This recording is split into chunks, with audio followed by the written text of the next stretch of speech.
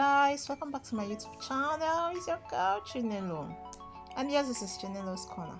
So guys, as you can see me right there, I'm feeling the weather, like seriously. Harmattan no be here.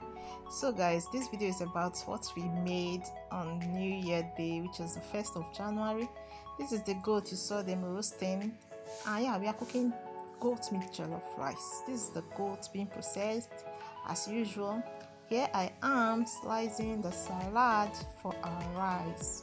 Yeah, I did the slicing, and this is my cabbage still on the process, and the meat is in the fire frying. Our goat meat, fresh, like seriously.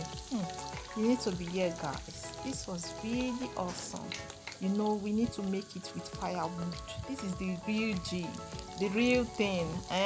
That small smoke, that is why they value party jollof, that smoke that we enter inside, you know guys. So yeah, these are tomatoes frying after the frying of the goat meat.